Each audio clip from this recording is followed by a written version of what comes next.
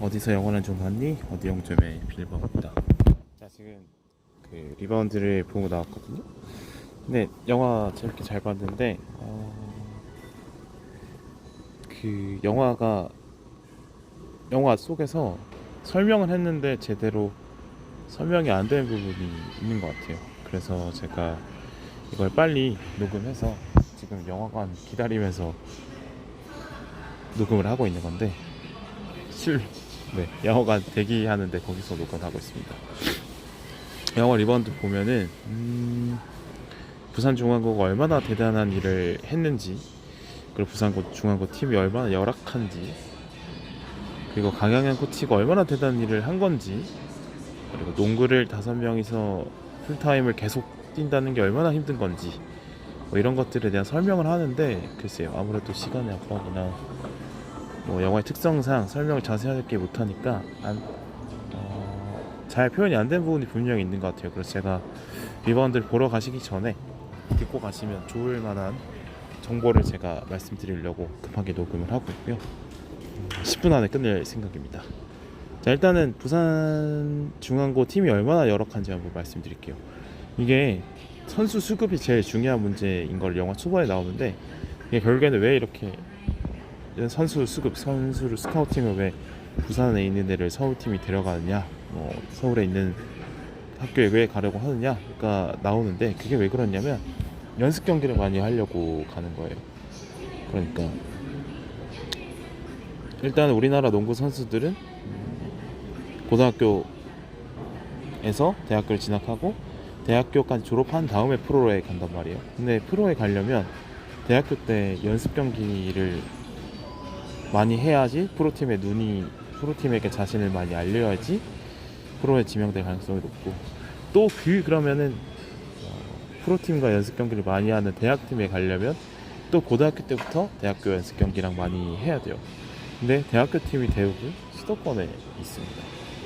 그래서 수도권에 있는 고등학교를 많이 가야지 대학교 진학에 유리한 거예요. 그래서 뭐 선수들이 원하기도 하고, 또 그걸 또 이용해서 서울팀들이 지역에 있는 농구 유망주들을 서울로 많이 빨아들이기도 하죠. 부산 경남에는 그 농구팀이 총 5개가 있는데, 마산고, 김해가야고, 부산 동아고, 부산 중앙고, 울산의 무령고, 뭐 대구까지 하면 대구 개성고 이렇게 있는데, 예전에는 이 팀들이 꽤나 유명한 선수들이 많이 나왔어요. 80년대생까지는 그랬어요. 근데 90년대생부터는 서울로 진학을 많이 해요. 부산 출신, 뭐 경남 출신, 대구 출신들이. 그래서 영남에 있는 유망주들이 서울로 진학을 많이 하고, 그 애들이 또 그 학교 유종도 많이 시키고 대표 선수까지 되고 좋은 대학교도 가고 좋은 프로팀 가고 이렇게 하고 있단 말이죠. 그런 선수들 예를 들어보면 뭐 문성곤, 이승현, 강상재, 뭐 최준용, 이대성 이런 선수들이 거의 다 원래 고향이 영남권인데 고등학교 때부터 서울로 가서 대학교도 좋은 대학 가고 프로팀도 좋은 대학 가고 국가대표까지 하는 그런 상황이 벌어지고 있습니다. 그래서 영화 초반에 이제 한준영 선수를 용산고에서 데려가는 모습이 나오는데, 그 상황을 이제 영화에서 표현한 거예요. 그만큼 서울로 고등학교를 가는 것이 앞으로의 농구 선수 인생에서 유리하기 때문에 그렇게 많이 가려고들 하는 겁니다. 그래요. 이 영화 속에 나오는 이 청기범 선수도 중학교 때 잘했는데 주춤거려서 서울로 스카우팅을 못 당한 걸로 나오는데, 그러니까 이미 그 당시 청기범 선수가 94년생인데 그쯤만 해도 좀 잘하는 애들은 서울로 가는 게 당연시 됐던 시대입니다. 근데 청기범 선수가 이제 중학교 때 살짝 주춤거렸기 때문에 못 간 거죠, 서울로.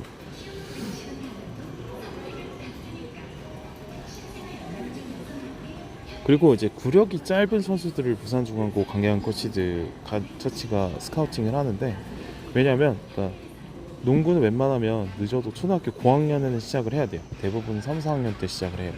왜냐면 기본기 때문에. 그런데 이 공을 다루는 감각 자체는 공을 다루는 시간에 비례하기 때문에 그러니까 농구를 늦게 시작하는 선수가 일찍 시작한 선수를 따라잡는 데 시간이 꽤 걸립니다.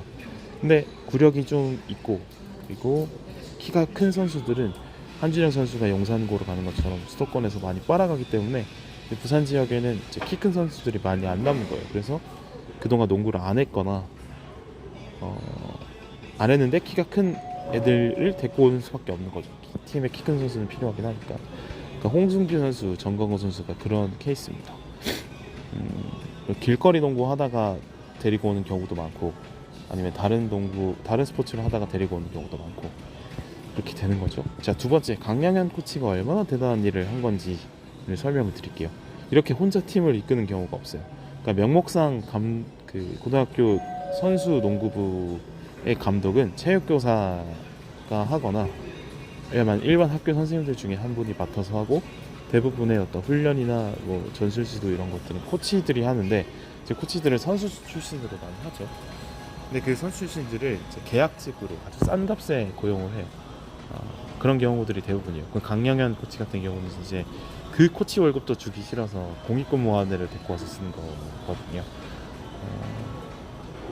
이게 좀 잘못된 경우긴 한데, 아무래도 코치들에게 주는 월급이 학교에서 많이 안 나오다 보니까 선수의 부모님들이 돈을 모아서 월급을 얹어주는 형태로도 많이 합니다. 지금은 어떨지 모르겠는데 크게 안 바뀌었을 것 같긴 해요. 그만큼 열악한 환경에서 대부분 하고요.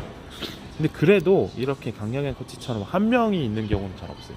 최소 코치 2명 이상은 있고, 뭐 30대 이상 후반 이상 코치 경력도 있고 프로 경력도 있는 분이 이제 메인 코치를 하고, 그 밑에 어시스턴트 코치로 젊은 20대 30대 초반 선수들을 좀 쓰는 거고요. 뭐 유명한 학교, 뭐 용산이나 휘문이나 경복 이런 고등학교는 프로 출신에다가 모교생 출신의 경력이 꽤 있는 40대 이상 감독이 한 분 계시고, 그다음에 그 밑에 30대 20대 코치가 둘이나 혹은 셋 있고, 트레이너까지 있는 경우가 있어요. 그거는 왜 그러냐면 일단 선수단 규모도 크기 때문에 학부모님들이 돈을 모아서 그런 스태프들을 굴릴 수 있기도 하고, 또 용산 같은 명문 같은 경우는 그 선수 출신 아니더라도 일반 학생 출신 동문회에서도 지원을 많이 해줘요. 그래서 그런 지원금으로 스태프 많이 돌리면서 할 수 있습니다. 그러니까 용산고는 뭐 코치 한 2-3명에 뭐 트레이너까지 있는 경우도 있을 거고, 그런 식으로 운영하는데, 부산중앙고는 강영원 코치 한 명이 선수 스카우팅도 하고 훈련도 하고 전략 전술도 가르치고 선수단 관리까지 하고 이렇게 하는 거예요. 이런 경우가 거의 없습니다. 그러니까 용산고가 대한민국 농구 고교 농구 중에 최고 명문인데, 거기는 뭐 유명 선수 출신도 많고, 예를 들면 허재 아들 둘도 다 용산을 나왔습니다. 그만큼 유명하다는 거고, 동문회에서 특히나 그 용산고 동문들이 KCC 그룹에 많이 가 있는데, 그 회장단이 거의 KCC 출신이에요. 그래서 KCC 그룹에서도 많이 지원을 해줍니다. 그러니까 용산고와 부산중앙고는 천지 차이의 어떤 지원을 받으면서 운영되는 고등학교 팀이라고 볼 수 있어요. 자, 그리고 세 번째,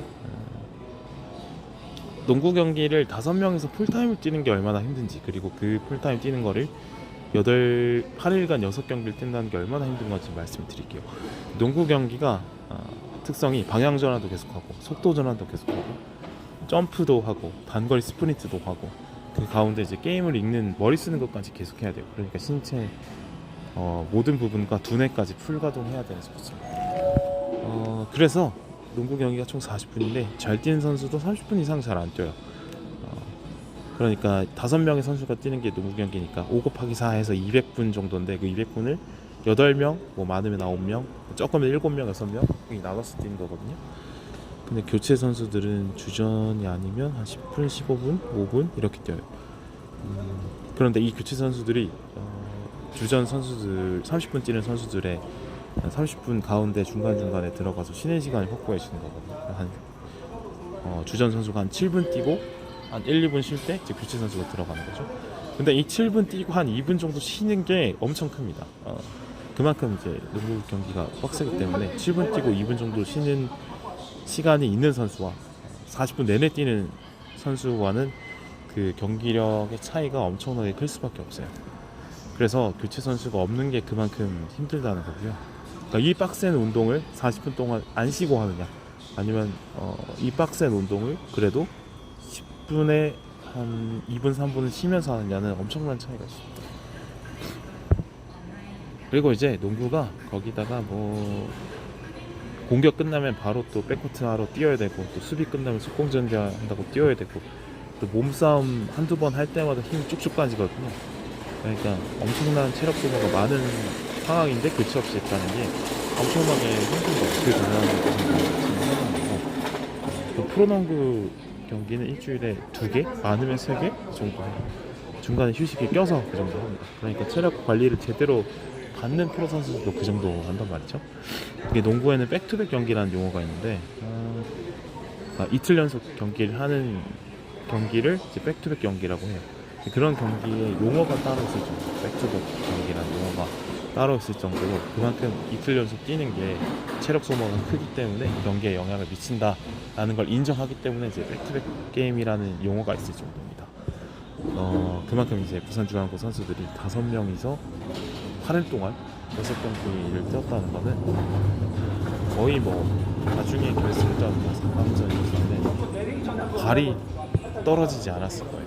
정말 그냥 내 눈에는 공이 움직여 보이고 내가 움직여서 뛰러 가야 되는 걸 나도 알지만 실제로는 내 몸이 움직이지 않는 수준일 겁니다. 네, 그런 상황에서도 결승전까지 갔다는 거고 결승전에서 해볼 만한 게임을 해봤다는 게 좀 대단한 거죠.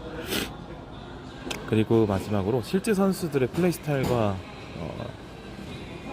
농구 게임의 다른 점인데 주인공을 맡은 배우가 농구 선수 출신이 아니고 그냥 일반인 학생 출신이기 때문에 농구 스킬이 그렇게 대단하지 않을 거예요. 그래서 실제로 부산중앙고 실화 속의 천기범 선수는 공을 계속 들고 있으면서 키도 큰 편이었고 가드치고 그래서 상대방 수비를 이제 천천히 몸으로 부딪히면서 압살하면서 여유 있게 플레이를 하는 스타일인데 그러니까 대부분 약팀의 에이스들이 공을 혼자 많이 들고 그 약팀 에이스가 공을 들고 수비를 흔드는 걸 이용해서 풀어가는 게 대부분 약팀의 전략이거든요.